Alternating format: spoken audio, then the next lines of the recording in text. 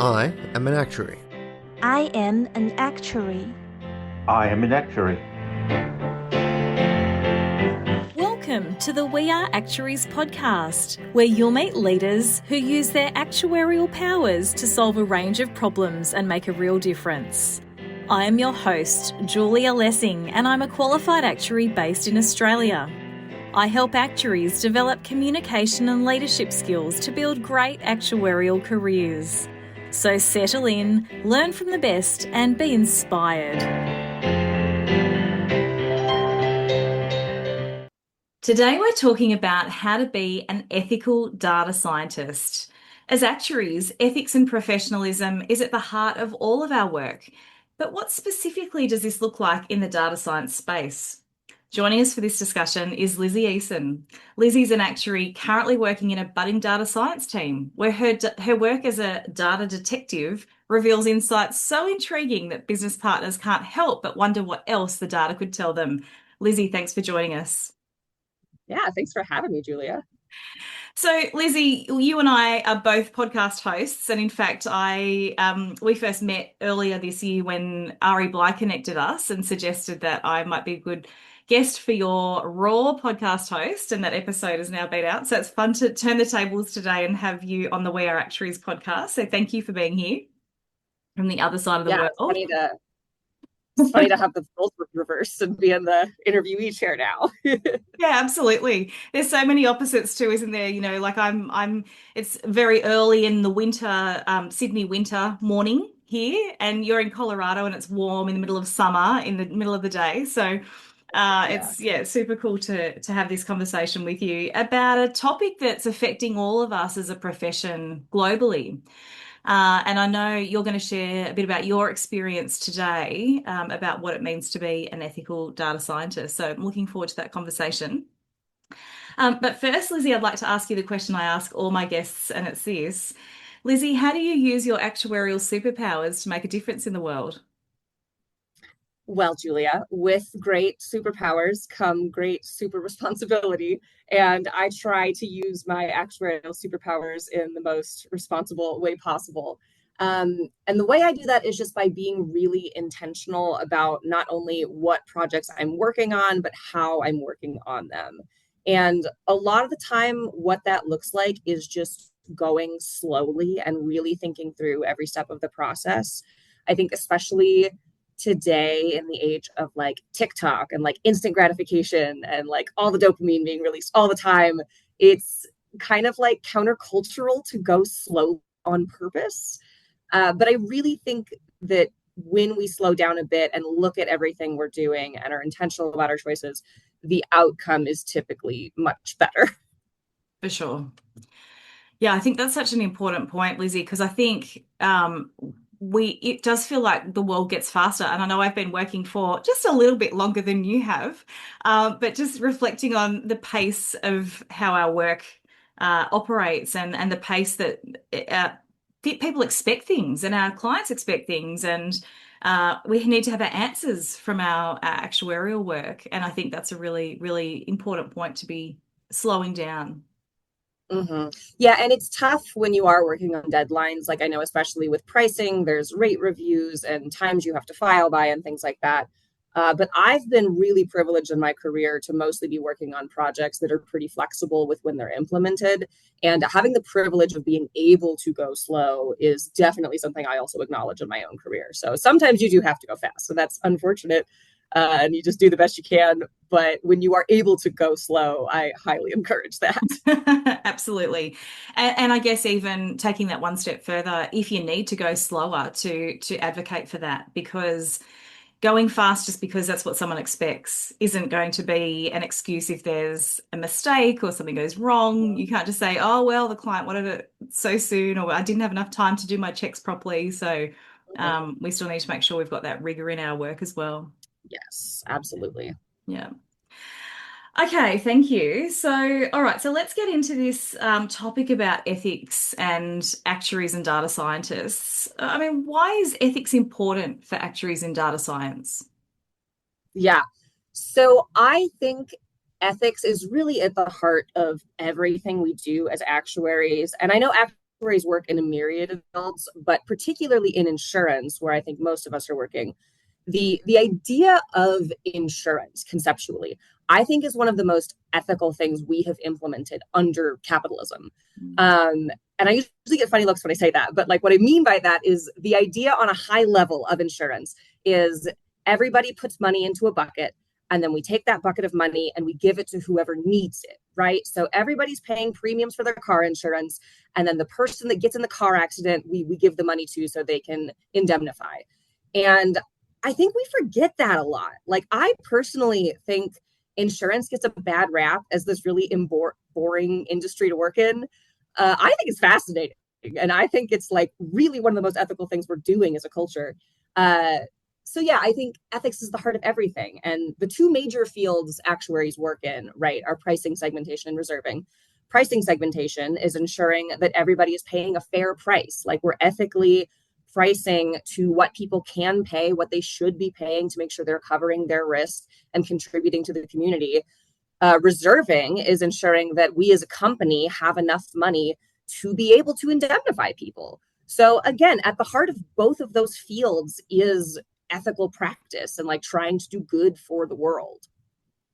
Absolutely. I love your point about, insurance gets a bad rap, because I started my career as a life actuary, and I remember at the start just thinking, gosh, this is morbid. We're just thinking about when people are going to people are going to get sick or die, and the actual actuarial work behind it, especially when you're really junior, can feel very removed from that big picture. But I think when you can step back and think about what is that cause we're contributing to, it's such important work that we do as actuaries.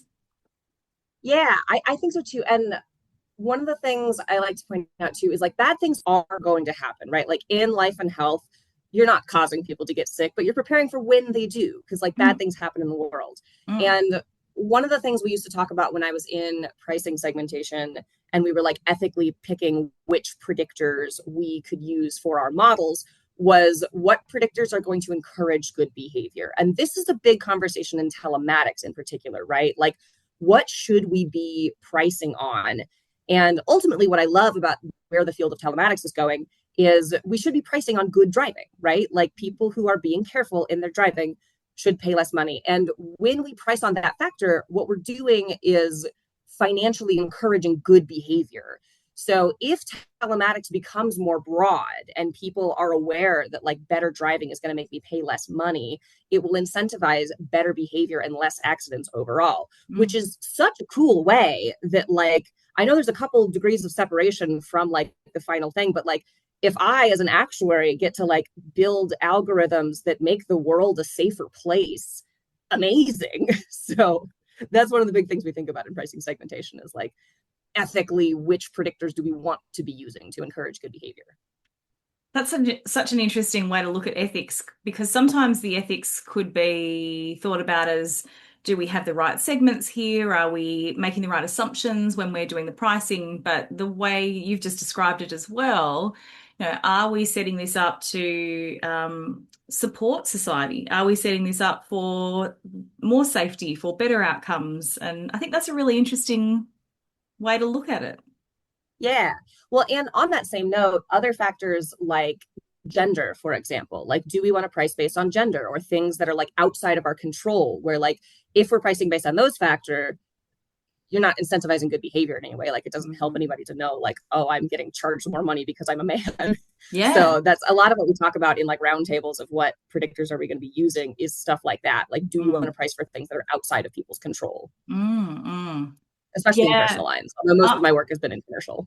Right. Yeah. I think that gender one is a really interesting conversation. So I've got 4 young adult children who are all driving. They all have cars and driver's licenses and mixes of genders as well. And it was always an interesting conversation as we were going, well, how come I'm getting charged more because I'm a young man? They all are good drivers, of course, because I taught them all to drive. But it's really interesting that we make these, because it's on average, this is what we see in terms of male and female drivers. And is that fair when it comes to that individual level? But I guess that trade-off too between, as insurance, as you said right at the start, Lizzie, we're pooling risk. where everyone's putting money into the bucket, regardless of what their risk looks like. And, at what point do you sort of drill down and say, okay, well, we're going to give you exactly the price that reflects your individual risk, but actually we're pooling risk here. So it's an interesting debate. Yeah. Yeah. And one of the predictors in particular I wanted to make sure we had time to talk about today was credit score, because Right. that is such a controversial variable. I believe it's on the actuarial exams now as we talk about like the data quality in credit score. Should we be using it? There is some modicum of control you have over your credit score, right? And I mean, that's like a whole career field. Like if you want to improve your credit score, you can like go to somebody and they tell you what to do to like raise your credit score. And at the same time, we know that credit score is like pretty racist and the data quality is like fairly low. So, should we be looking at that at all with the state of that data quality? Mm.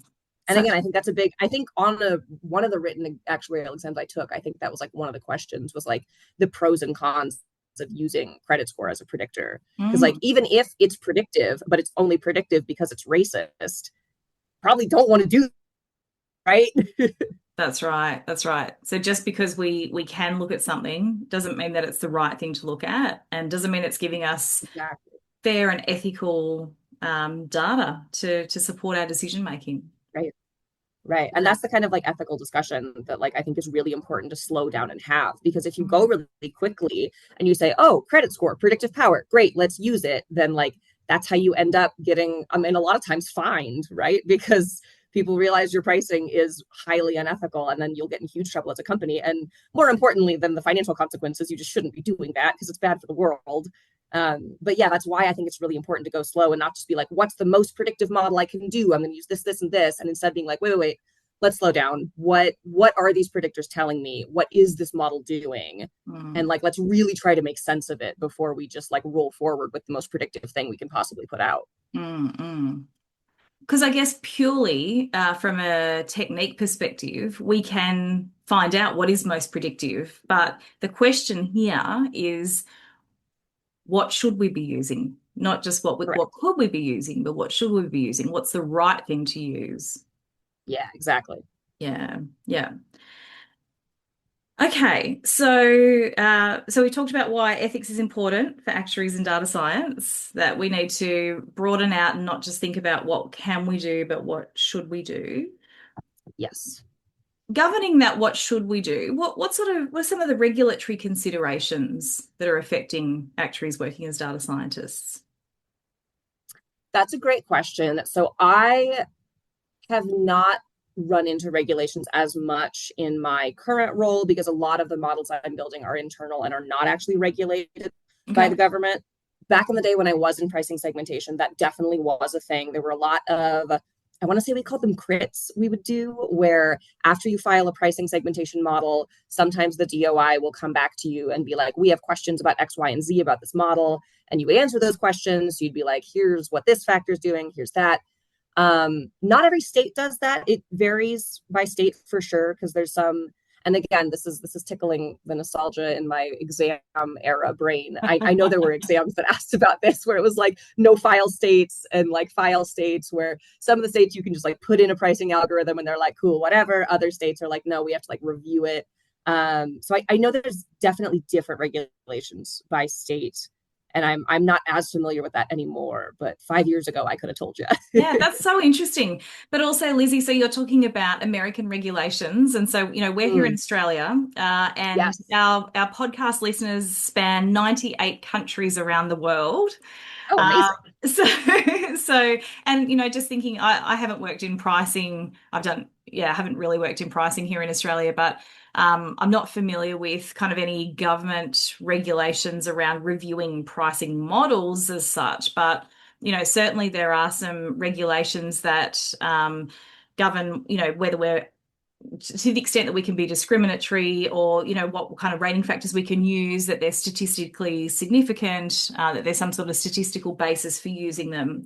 And we also have regulations around our code of conduct here in Australia, and as actuaries, and how that sort of governs our decision making as well.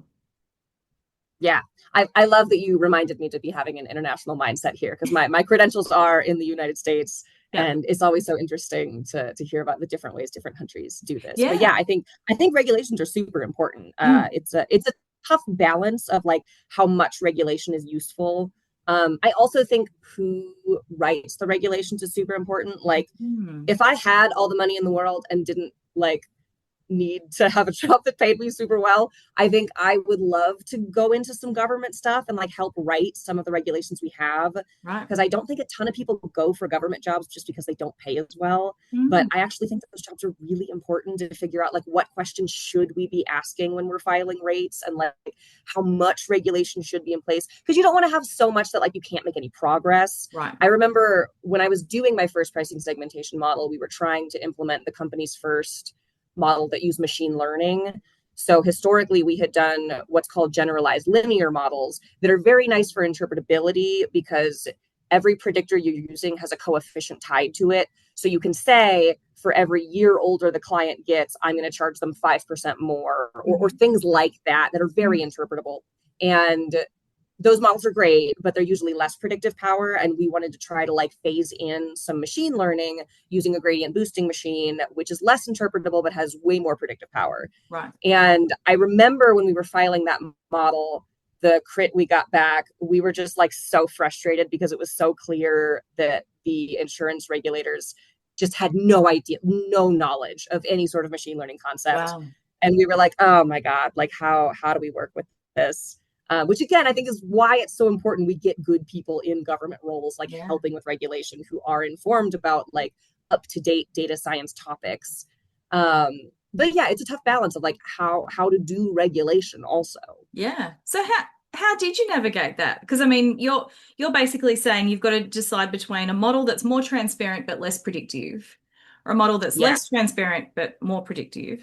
Sorry, is that So without giving too much away, this was 5 years ago, and I don't work for the company anymore, but I'm going to try to not give away proprietary secrets here. Principle wise, how did you navigate that?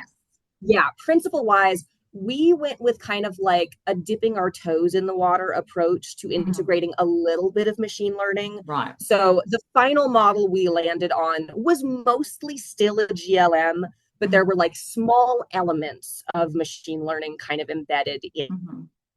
And kind of taking like a baby step approach to sort of get regulators comfortable with the idea of like using some machine learning in a relatively inconsequential way. Like I think the machine learning didn't have like a massive impact on the model, which was sort of one of the selling points, is like, hey, this is like a baby toe in the water, little step. Like we're not totally overhauling to like a full uninterpretable, massively predictively powerful model. It's just like a little baby step into like, what if we tried a little bit of this? Yeah. So slowly. Right. Again, that's my whole thing, is just go slow. Just don't. I mean, I don't think I would have even advocated for like fully jumping from your GLM to like a full-on GBM. Like that probably would be too fast. And like I do think taking the baby steps, dipping your toe in the water is the right approach. Yeah, absolutely. Okay, so regulatory considerations. So you're saying that it kind of depends on what you're doing, what you're working in, and what else? What else from a regulatory perspective is important when it comes to data science? Yeah, I don't know if this technically counts as like regulation in the sense of legal government, but in terms of like the CAS regulation, I always like to fall back on ASOP 23. Which is the data quality ASOP, and it's a great one. Every single year for my continuing ed, I reread this ASOP thoroughly, and every time I like notice something new or like remember something I hadn't thought about, and it's really just a very well written ASOP, and critically important as data becomes a bigger part of our society. And so for our international listeners, Lizzie, so ASOP's a US actuarial standard. Oh, are they? I didn't even know that. Okay, yes. Then say what ASOPs are. No. So talk to us. Like, how is that helpful for you? Oh, yes. Okay. So it is the American standards of practice. You're right. They are American. Wow. It's so fun to think about the whole world, not just my country. Okay. So ASOP 23 on data quality talks a lot about just ethical ways to handle data.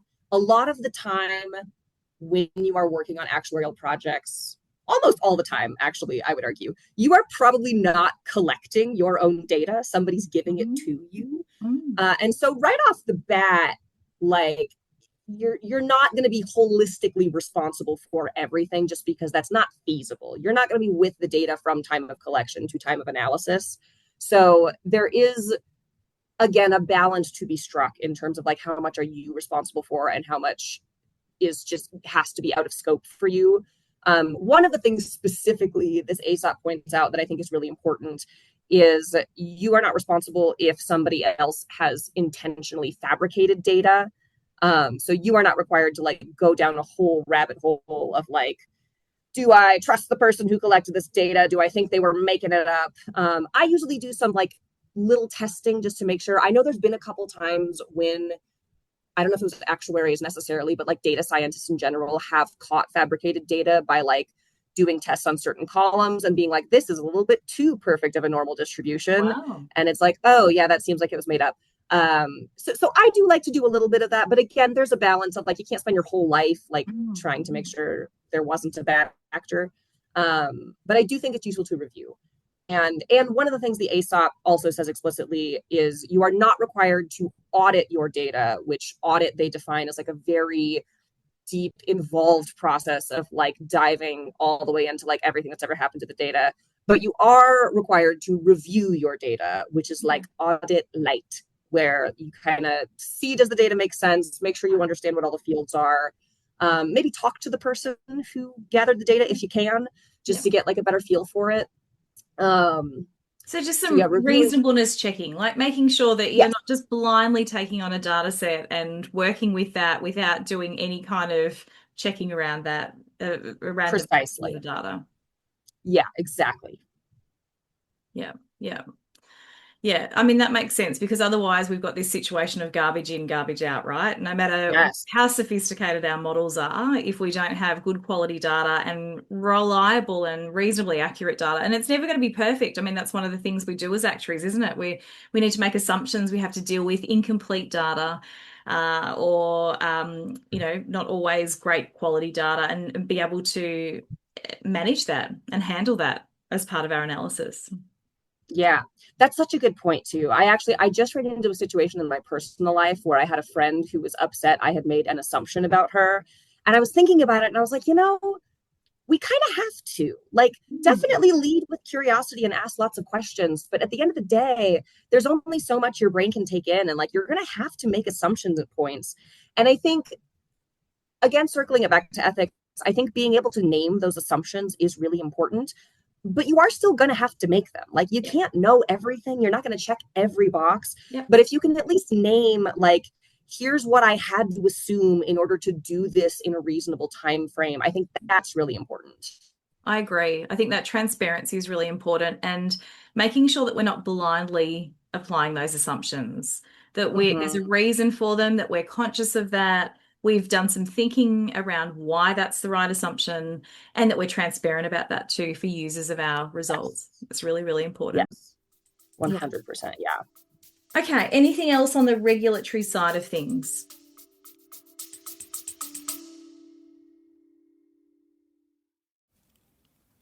Hi, I'm Bill Morella, CEO of Actex Learning, and I'm excited to introduce our latest publication, Aspiring Actuarial Leaders, The Modern Manager's Toolkit by Julia Lessing, a qualified actuary and executive coach with over 20 years of experience.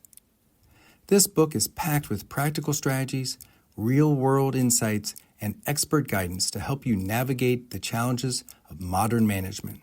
Whether you're a new manager or aiming for executive leadership, this resource will equip you with the skills to thrive. Get your copy today at actexlearning.com and take the next step in your actuarial career.